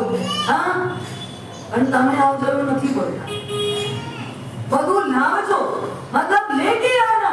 आप आना कि नहीं आना, पर लाना जरूर। एक राजा किसी प्रदेश में गया, अन्य किसी कार्य से, 4 रानियां। एक रानी ने बोला मेरे लिए साड़ी लाना, प्रदेश जा रहे हो। दूसरी रानी ने बोला मेरे लिए वहां का जेवर लेके आना, वहां की नक्काशी अच्छी है। तीसरी रानी ने बोला वहां की ना खाने की मिठाई और फरसान नमकीन भी बहुत अच्छा होता है, मेरे लिए वो लेके आना। चौथी रानी ने क्या बोला? बस आप जल्दी पधारना, आप जल्दी पधारना। राजा प्रदेश जाके आया, पहली रानी को साड़ी दे दी, दूसरी को जेवर दे दिया, तीसरी को मिठाई और नमकीन दे दिया, और चौथी को क्या तोहफा दिया? हाँ, चौथी का तो कुछ आया नहीं, उसने मंगाया ही नहीं था। उसको बुलाया और कहा तुमने कहा था जल्दी आना, मैं जल्दी आ गया हूँ, और तुम्हारे लिए आज से ये पटरानी का पद नियुक्त होता है। तुमको मैं क्या दूंगा? पटरानी का पद दूंगा। डिमांड मत करो, जहाँ डिमांड है वहाँ कितना मिलेगा, कितना चाहिए उतना ही मिलेगा, और बिना डिमांड के अधिक मिलेगा, ज्यादा मिलेगा। पति से जब कुछ नहीं मंगाया तो उसको कौन सी पोस्ट मिल गई? हाँ, पटरानी की पोस्ट मिल गई। माँ देखती है आते हुए, पत्नी देखती है जाते हुए। ये माँ और पत्नी दोनों ही स्त्री जात। पर माँ का मन क्या होता है? बाबा कब आएगा, बेटा कब आएगा, बेटा कब आएगा। पत्नी क्या देखती है? कब लाएंगे, कब लाएंगे, कब लाएंगे। फर्क क्या है? उसने जो बोला है वो सामान देखती रहती है, आप लाएंगे, आप लाएंगे, आप लाएंगे। ये फर्क है माँ और पत्नी की सोच का। माँ के दीवार में बच्चा, माँ के दिल में बच्चा हमेशा बच्चे के रूप में ही रहता है। इसलिए मैंने 2 दिन पहले कहा था, बचपन को कभी भी जाने मत देना, ये आपके हाथ में है। 50 साल की उम्र में भी आप माँ की गोद में सर रख सकते हो। माँ माँ ही रहेगी, बेटा बेटा ही रहेगा। अरे आपका बेटा हो, आप किताब बन गए तो क्या हुआ, पर माँ के लिए आप कौन हो? हाँ, माँ के लिए तो आज भी आप बेटे ही हो। माँ के सामने वही बचपन जैसी हरकत चला, माँ के सामने वही खुला दिल, कहीं पर भी नहीं, कभी भी नहीं। छत्तीसगढ़ के भिलाई दिन में एक गटागट परिवार है, उनके घर में जब भी मैं मिलती हूँ उनसे तो मैं कहती हूँ अंदाजा, उनकी बात भी शेयर करती व्याख्यान में। उस परिवार में बड़ा परिवार, पर जो पहले नंबर की बहू आई ना, उसका काम क्या था? वो घर का पूरा काम करती, सवेरे 4 बजे से उठकर रात को 10:30 बजे तक कंटिन्यू काम करती, सोती नहीं दिन में, बार बार जाकर के पलंग में लेटती नहीं है, और आज भी सशक्त है। उसके बाद तो उसकी 4 देरानी जेठानी चारों हो गए वो, उसके बाद तो 4 के 8 आ गए, चारों के मिलके 8 आ गए पीछे, बहुएं आ गई उनकी खुद की। लेकिन तब तक भी आज तक वो बहू रानी अपनी सासू का पैर दबाए बिना एक दिन नहीं सोती, आज भी नहीं सोती। सास का पैर दबाए बिना नहीं रहती, और अगर थोड़ा मन सिकुड़ा हुआ होता है तो पैर दबाना छोड़ो, क्या दबाए बिना नहीं रहती? आप भी लोगों ने जवाब दे दिया। हाँ? पैर दबाना तो छोड़ो, गला दबाए बिना नहीं रहती। विचार करो, वो स्वर्ग है जहां पैर दबाने की आज भी प्रथा है, और उसको देख करके पीछे सब लोग भी वो सासू मां को उतनी ही इज्जत देते हैं। और सारे बेटे पोते आज भी घर पे कुछ भी सामान लाएंगे, सीधा कहाँ पहुंचाएंगे? माँ के पास, चाहे बादाम हो चाहे मूंगफली, चाहे सोने का सामान हो चाहे आर्टिफिशियल सामान, चाहे कोई भी सामान लाए, सीधा कहाँ पहुंचेगा? माँ के पास। और माँ एक भी चीज रखती नहीं है, सबको बांट देती, सबको दे देती, सबको बुलाती जाती, और लो आज बेटा लेके आए हैं, आज बहुत अच्छी नई नई मूंगफली आई है, देखो बढ़िया मूंगफली लाए, सेकी हुई लाए, चलो एक मुट्ठी सब खा लो, सब खुश होकर। ऐसा नहीं है कि घर पे किचन में भी रखा जा सकता है, रूम में भी लोग ले जाते हैं, पर भाव माँ के प्रति का उतना ही बना हुआ है। इसलिए माँ सबको उतना देती है, पीछे बहुएं भी उनको उतना ही देती है। वास्तव में कभी भी लाया क्या ये मत देखो, आए इतना ही सोचो। जब घर से निकलते हो कभी भी बार बार ये मत बोलना लेके आना, लेके आना, लेके आना, ध्यान रखना, बोलना मत, बल्कि क्या बोलना? देखो ध्यान से जाना, संभल के जाना, और समय से पधार जाना। क्या बोलने का? समय से अच्छे से पधार जाना। अच्छा, आपको पता है समय कैसा चल रहा है? हाँ, कितना आपातवादी का युग है। ये घर से निकले नहीं कि कितना टेंशन है इनके पास, यहाँ से लेना, इससे लेना, उसको लेना है, इतना माल जुड़वाना है, इससे इतना जाकर उधारी वसूल करना है, इसका पैसा आएगा यहाँ नहीं आएगा, फिर आप आके भेजते हो ये लेके आना, लेके आना, लेके आना। आपको नहीं पता इतने टेंशन में जब वो अगर खुद गाड़ी ड्राइव करता हो और टेंशन में रहे, फिर आपका दिया हुआ टेंशन चलते चलते चलते कहीं थोड़ी भी भिड़ंत हो गई तो लाया कि नहीं लाया पता नहीं, पर आया नहीं ऐसा ना हो। इसलिए आप एक अच्छी लाइन बोल के देने का, जल्दी पढ़ाना, संभाल के जाना, संभल के जाना। गाड़ी की आपाधापी में पता नहीं है, फर्क झमकते कौन सा एक्सीडेंट हो जाएगा और क्या हो जाएगा। आए दिन आप लोग सुनते हो, खुद ड्राइव नहीं भी करता है आदमी, या तो ट्रेनों से जाने का विवाद है, इतनी भीड़ इतनी गर्दी होती है, आदमी लटकते लटकते जाता है और कई बार स्लिप हो जाता है, हाथ छूट जाता है और वही ट्रेन की पटरी में घट जाता है। इतनी ही घटनाएं घटती है। 3 दिन पहले बोरीवली वाले हैं, वो बताए किसी संकेचा परिवार के जवाई जयपुर जा रहे थे, 1 घंटा पहले पता नहीं ट्रेन से कैसे गिर गए और वहीं ओम शांति। पति साथ में थी, बच्चा साथ में था। 20 मिनट के बाद पत्नी को पता चला। पति गया, वॉशरूम गया, यहाँ गया, वहाँ गया। अब स्टेशन नजदीक आने वाला है तो खोज की उसने आवाज लगाई, बुलाया, फोन लगाया, फोन नहीं लगाया। राउंड करके देखा, कहीं दिख नहीं रही। आजू बाजू किसी को पूछा, ऐसे रंग का टी शर्ट पहना हुआ है व्यक्ति को, अरे वो तो गिर गया। कब गिरा? 20-25 मिनट पहले। आप देखो, पत्नी साथ में है, बच्ची साथ में है, उसके बाद भी 20 मिनट तक उन्हें कुछ भी पता ना चला।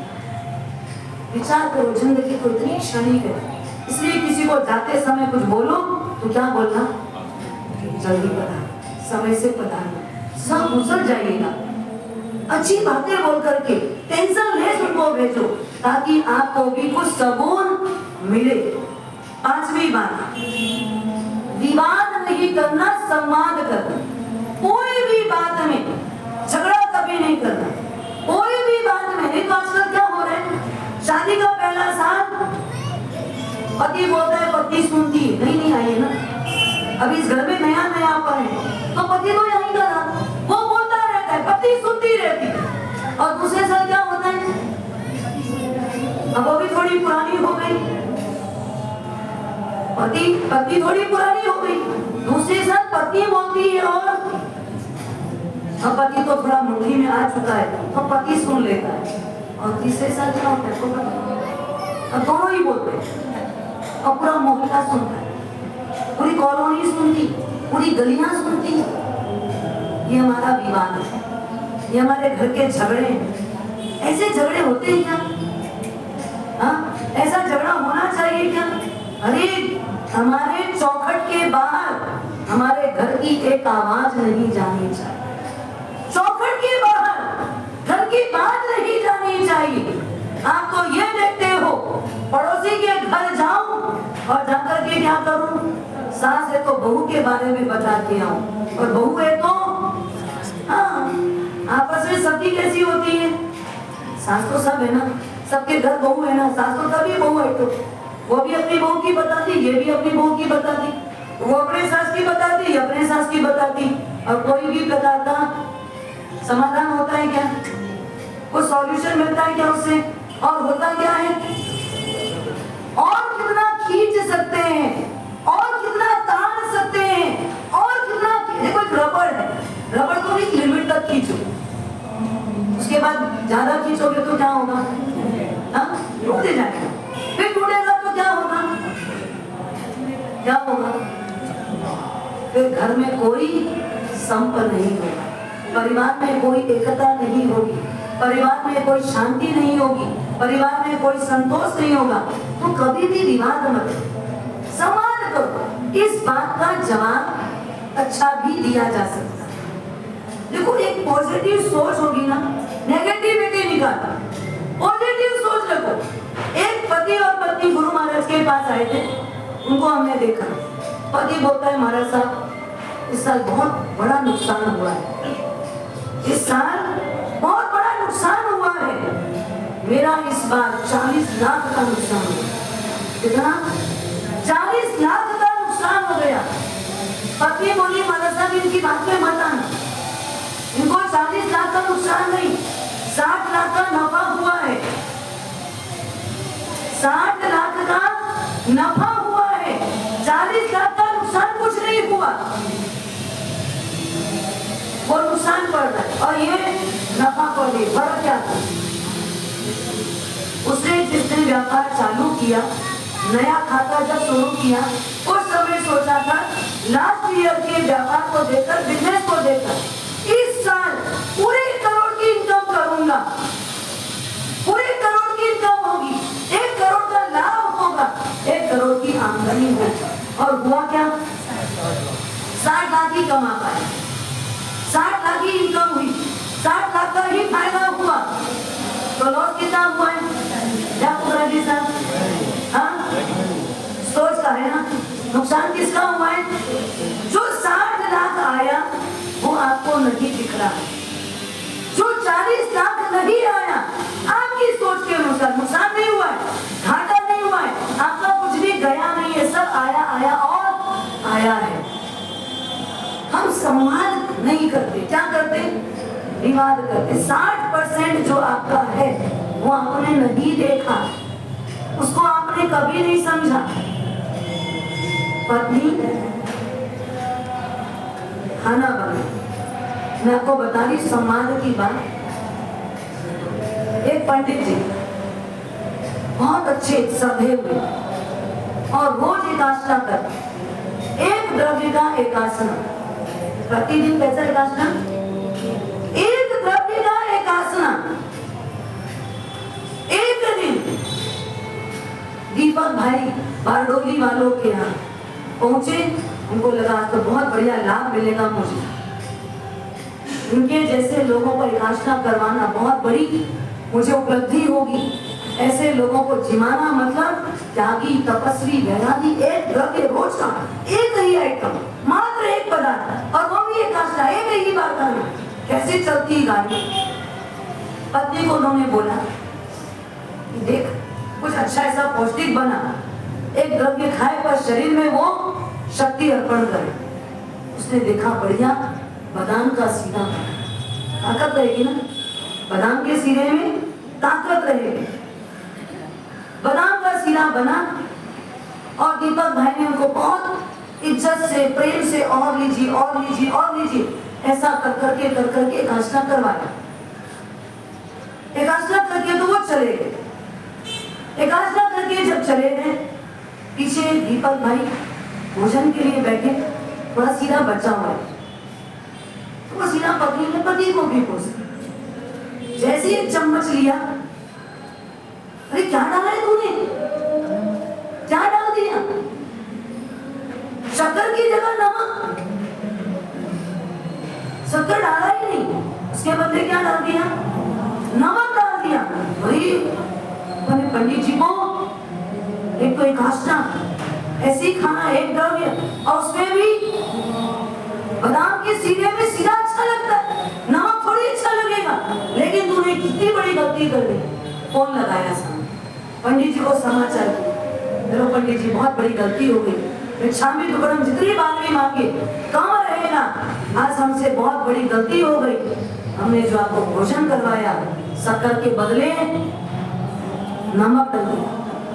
अरे तो पुद्गल है, ये तो पेट भरने का आइटम था, मैं तो भूल गया क्या खाया और कितना खाया, मुझे कुछ भी याद नहीं है। और पुद्गल को पुद्गल से पोषण मिलता है, अब क्या डाला था तो उससे क्या फर्क पड़ेगा। आप बिल्कुल घबराओ मत, चिंता करो मत, और माफी मांगने की कोई इसमें बात ही नहीं। देखो ये है सम्मान, ये क्या है? सम्मान। आप भोजन करने बैठे हो, हाँ, एक दिन ऐसा आता है जिस दिन आप शांति से भोजन करो। संडे को आप लोग घर में नहीं जमते ना, हाँ, संडे कहाँ जाते हो? सच बोलना, हाँ, रोज ही घर पे जाइए, और संडे को भी एकदम प्रेम से, और आज थोड़ा शांति से बैठे ना, संडे को थोड़ा शांति से बैठ के जिमते हुए घर में जिमते, और कोई ऐसा संयोग बन जाए कि पत्नी को आपने बोला चाय बना के दे, चाय में अगर चीनी की जगह नमक गिर गया तो क्या होगा? हाँ?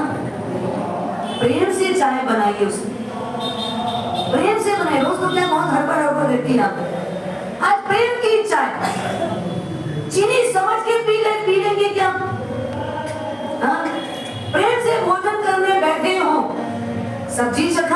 नमकीन है, डाल दिया डबल नमक, दूसरी चटनी लेगी अति मिर्ची डाल दी, ये क्या बनाया है? क्या करेंगे थाली को? इसलिए संडे के दिन भी होटल में जिम लेना अच्छा है। क्या खाना बनाने को सूझबूझ ही नहीं, कोई सूझबूझ नहीं। विचार करो, आप थाली को ठोकर मार रहे हो, थाली को धक्का दे देते हो। अरे भाई साहब, थोड़ा पॉजिटिव लिए होते तो क्या होता, पॉजिटिव सोचे होते तो क्या होता? मारवाड़ी होना और गुजराती मिक्स भी है तो क्या हो? क्या करते हैं? बढ़िया रोटी लिए, चूरे, सब्जी मिला लो ना, दाल भी चाहिए, सब्जी भी चाहिए और चटनी भी चाहिए, सबको मिला लो। कैसा लगेगा? जायकेदार लगेगा कि नहीं? लाजवाब टेस्ट होगा कि नहीं? हाँ भाई, एक में नमक कम है, एक में नमक डबल है, तो मिलाओगे तो क्या होगा? बराबर होगा कि नहीं होगा? पर हमको बराबर करना आना चाहिए, हमको मिलाना आना चाहिए और हमको मिलना आना चाहिए। विवाद मत करो, प्रेम से बोलो। अरे जो भी बनाया ना, आज गट्टा चुन के खाने का मन है, तो झाड़ी रोटी बना लो। और क्या करो, झाड़ी रोटी बन के आवे, अच्छे से चूरो और उसको मिला करके खा लो, पेट भी भरेगा और प्रेम भी बढ़ेगा, दोनों होगा। अरे परेशान मत हो और परेशानी क्रिएट भी मत। अगला पॉइंट है, छठवां पॉइंट, मेरा मेरा मेरा नहीं कहना। क्या कहना? हमारा, ये तो मेरा है क्योंकि मैं पीहर से लाई, ये मेरा है, मेरी माँ ने मुझे दिया है, ये तो मेरा है, राखी के समय आया था। मत बोलो, अगर ये मेरा मेरा मेरा बोलते हो, हर बार पति का अपमान होता। और आप भी कभी ये मत बोलना, क्या सीख करके आई है? तेरे माँ बाप ने तुझे कुछ सिखाया नहीं? रोटी बनाई तो आधी कच्ची रख दी, सब्जी बनाई तो जला दी, सब्जी बनाई तो जला दी। एक लड़की ने अपने घर में सब्जी बनाई, देखो मैं आपको आज की कहानी बताती हूँ। लड़की ने घर में सब्जी बनाई, अब सब्जी बनाते बनाते क्या हुआ, उससे जल गई। अब सब्जी बनने के बाद उसको उसमें मसाला डालना है, उसने मसाला नहीं डाला, अब थोड़ी जल गई तो उसने वैसा ही छोड़ दिया, लेकिन परोस दिया। परोसा ही तो जली हुई, फिर मसाला नहीं, तब खाने में तो बिल्कुल टेस्ट नहीं। पति ने पूछा, कैसे किया तूने सब्जी का काम, जला भी दिया, कुछ मसाला नहीं। मेरी माँ ने बोला, जले पर नमक नहीं डालना। मेरी माँ ने क्या बोला है? जले पर नमक नहीं डालना। जल तो गई थी सब्जी, अब उसमें नमक मिर्ची डालूं तो? आप बात को समझ रहे हो? जहाँ लागू करना चाहिए वहाँ की जगह और कहीं लागू हो जाती है। तो मेरा मेरा करके, हाँ, कहीं पर भी एक दूसरे का अपमान मत करो, हर जगह पर मेरा कुछ अलग से बना के मत करो। ये घर मेरे नाम करोगे तो मैं यहाँ रहूंगी, मेरे नाम पे क्या क्या चढ़ा रहे हो पहले बताओ। आज आने वाली लड़की क्या कहती है, मेरे नाम पे क्या क्या करने वाले हो, ये पहले मुझे समझ आना चाहिए, तो मैं इस घर पे रहूंगी, नहीं तो मुझे मेरा हिस्सा दो और मैं अलग। क्या मेरा और क्या मेरा, कुछ भी मेरा नहीं, सब हमारा है। हमारा बोलने में क्या होता है, पूरा परिवार सम्मिलित होता है। मेरा बोलने में क्या होता है, हम इंडिविजुअल हो जाते हैं, हम सेपरेट हो जाते हैं, पर मेरा कुछ भी नहीं है। अगर प्रेम संपादन करना है तो हमारा बोलिए, और जब हमारा रहेगा तो सब आपके होंगे और आप सबके रहोगे। सातवां पॉइंट है, धन में नहीं धर्म में आसक्त होना। इसमें धन तो देखो आपका महल आज आया और कल चला जाएगा, लेकिन धन को जितना आप महत्व देते हो उससे थोड़ा ज्यादा महत्व किसको देना, इक्वल नहीं देने का। धन से ज्यादा महत्व किसको देना, धर्म को देना। क्योंकि लास्ट मोमेंट तक अगर कोई साथ निभाएगा तो कौन निभाएगा, तो फर्स्ट डे से लेकर लास्ट डे तक आप धर्म को साथ करो, हर में धर्म करो, हर पॉइंट में धर्म करो, धन भी कमाओ तो भी उसमें धर्म करो। धन के साथ धर्म कैसे करो, धन कमाते हुए धर्म हो सकेगा,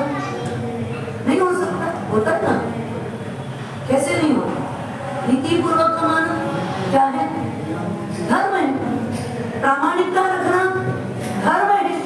दया करुणा मैत्री का भाव रखना। किसी का अगर 2 रुपए लिया है तो उसको बदले में 2.25 का भले सामान देना, लेकिन 2.25 रुपए का नहीं देना। ये प्रामाणिकता क्या धर्म नहीं? हाँ, किसी गरीब को देखा तो कोई बात नहीं, मेरी दुकान में ये माल मैं इतने में ही खरीद के लाया हूँ, और आप जैसे को देख करके मैं 2 पैसा नहीं कमाऊंगा तो चलेगा, लेकिन आपको मैं इतने में ही दे देता हूँ। ये धर्म नहीं, ये धर्म है। तो धन से ज्यादा महत्व किसको देना? धर्म को देना। जब धर्म को महत्व दोगे तो आपके जीवन में खुशबू आए बिना नहीं रहेगी। और खुशबू ये कितने समय के लिए चाहिए? टेम्पररी चाहिए।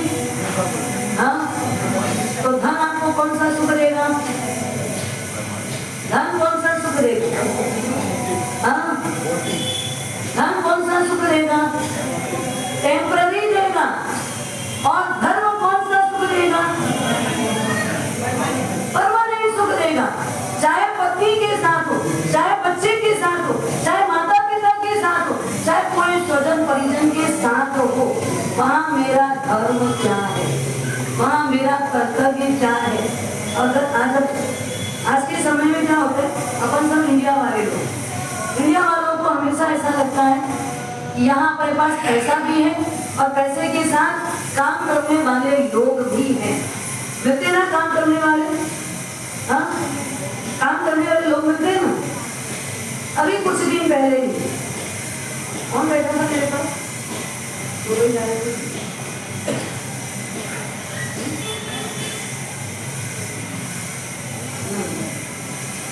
अभी कोई बैठा था मेरे साथ, यहीं आने के बाद की बात बताने वाला। बोले हमारा साथ दुबई में रहते हैं ना, तो अभी एक बेटी और दामाद वो दुबई में रहते हैं, उसकी डिलीवरी होने वाली है, तो अब इस बेटी को भी देखना पड़ेगा। माँ भी गई हुई है। क्यों गई हुई है? हाँ, गुलाबी जिरावला बोल के जिरावला जी ने बोला कि अब दूसरी बेटी भी अभी जाएगी उसकी सेवा के लिए। बोले हमारे साथ वहां पर है ना, तेरे नौकर चाकर की फैसिलिटी नहीं, तेरे काम करने वाले लोग नहीं मिलते। काम करने वाले रखना मतलब क्या है? उससे ज्यादा भाड़ा कमा नहीं सकता आदमी, जितना कमाता है उतना ज्यादा उसको सर्वे करने में लग जाता है। तो वहाँ अधिकतम काम कैसा है? कहाँ रहते हैं लोग? Foreign country. आपको लगता है यहाँ से ज्यादा सुख है? आपको क्या लगता है? फॉरेन में यहाँ से ज्यादा सुख है।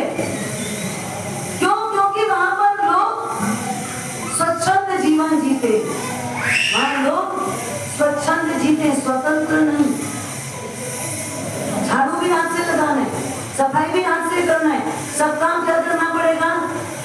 हाथ से करना पड़ेगा। यहाँ पर आपको कैसा लगता है? एक दिन काम वाली नहीं आए तो, हाँ, एक दिन काम वाली नहीं आए तो झाड़ू कौन लगाएगा? पोछा कौन करेगा? बासी रहने तो चलेगा, ऐसे कैसे चलेगा? चलेगा क्या? आप घर को बासी पैसा निकाले बिना रहने दोगे? लक्ष्मी नहीं आती है। लक्ष्मी का वास किससे होगा? घर की साफ सफाई से होगा। हम खुद नहाते धोते हैं टीप टॉप रगड़ करके, लेकिन घर की साफ सफाई करना हो तो कौन चाहिए आपको? कौन चाहिए? हम काम वाली थोड़ी है, काम वाली लाओ तो घर में काम होता है, नहीं तो आपसे काम नहीं होता है। एक परिवार ऐसा है जो आज शिक्षित हो गया, वो अपने घर में काम वाली नहीं रखे। क्यों नहीं रखे? उनका ये सोचना और मानना था, काम वाली होगी ना, झाड़ू भी लगाएगी तो वो मकड़ी को बचाएगी, वो जाले वगैरह साफ करेगी तो एक भी जीव बचेगा नहीं, पानी ढोलेगी तो अनाप शनाप ढोलेगी, पानी का भी कोई हिसाब नहीं होगा। एक एक बूंद में असंख्य जीव हैं, तो इससे अच्छा काम वाली नहीं रख करके धर्म करना। किसका क्या करना? क्या करना है? सामायिक काम करेंगे चलेगा, मंदिर में घंटा कम जाएंगे चलेगा, लेकिन काम क्या करना? खुद करना। आपको पता है तेजपाल जी की पत्नी अनुपमा देवी लकड़ी जब जलाने के लिए ले जाई जाए, उसको देखने का काम कौन करता? उसकी प्रति देखना कौन करता? स्वयं करती। एक भी जीव मर ना जाए, एक भी जीव इसके साथ जाकर के जल ना जाए, इसकी चिंता किसको होती थी? अनुपमा देवी मंत्री की पत्नी है। सोचो, जीव दया, धर्म, तो धन नहीं, धर्म चाहिए। क्या चाहिए? धर्म चाहिए।